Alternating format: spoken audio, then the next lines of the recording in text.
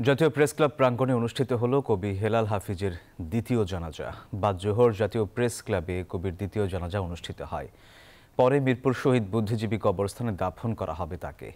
এর আগে সকাল 11:30টায় বাংলা একাডেমি প্রাঙ্গণে তার প্রথম জানাজা অনুষ্ঠিত হয়। শুক্রবার দুপুরে শেষ নিঃশ্বাস ত্যাগ করেন কবি হেলাল হাফিজ। তিনি দীর্ঘদিন ধরে গ্লুকোমায় আক্রান্ত ছিলেন, পাশাপাশি কিডনি জটিলতা, ডায়াবেটিস ও স্নায়ু জটিলতায় ভুগছিলেন।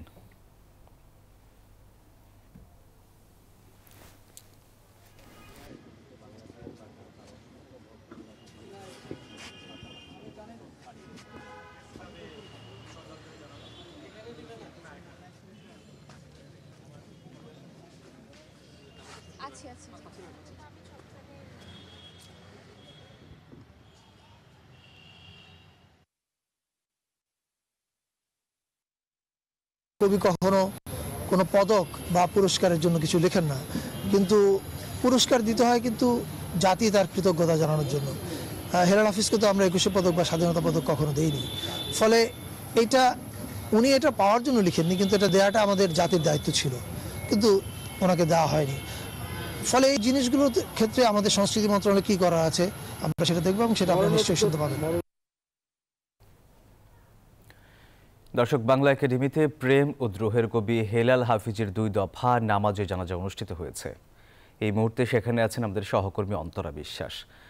অন্তরা, কবির 2 দফা জানাজা সম্পন্ন হয়েছে, কিছুক্ষণ পর দাফন করা হবে। তার সহযাত্রীরা কি বলছেন?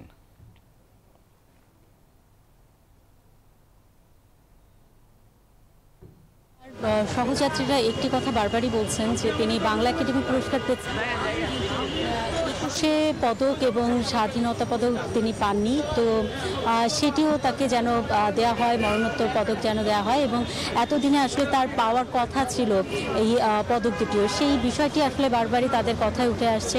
আরেকটি হচ্ছে তার কবিতার মধ্যে যে দ্রোহের বিষয়টি রয়েছে, দ্রোহের কথা রয়েছে, সেগুলোই আসলে তারা সবচাইতে বেশি গুরুত্ব দিচ্ছেন। বিরহ, প্রেম, অভিমান, আরও বিভিন্ন যে বিষয় রয়েছে সেসব বিষয় তো তারা কথা বলছেনই, কিন্তু তার যে বিশেষ কবিতার চরণ, এখন যৌবনজার যুদ্ধে যাবার সময় তার এই যে চরণ, সেই চরণের কথাই আসলে তারা বারবার তুলে ধরছেন। তার কারণ হচ্ছে স্বৈরাচার বিরোধী আন্দোলনের সময় এবং এই জুলাই বিপ্লবের সময়ও আমরা দেখেছি যে এই লাইনগুলো অনেকবার উচ্চারিত হয়েছে, গ্রাফিতিতেও উঠে এসেছে। তো সেই কথাটিও আসলে তারা বারবারই বলছেন। আরেকটি বিষয় আপনি নিশ্চয়ই জানেন যে সংস্কৃতি বিষয়ক উপদেষ্টা মোস্তফা সরোয়ার ফারুকী তিনি আসলে এখানে এসেছিলেন। তো তিনি যেটি বলছেন যে একেবারে প্রধান উপদেষ্টার বক্তব্য অনুযায়ী, প্রধান উপদেষ্টার যেভাবে চেয়েছেন সেভাবেই আসলে তাকে রাষ্ট্রীয় সম্মানে দাফন করা হচ্ছে।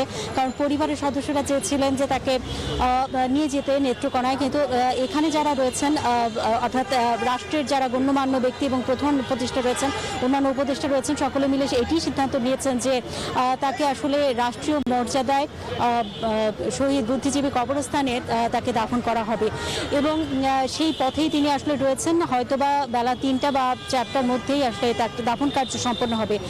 এই ছিল আমার কাছে এখান থেকে সর্বশেষ খবর। অন্তরা, আপনাকে ধন্যবাদ।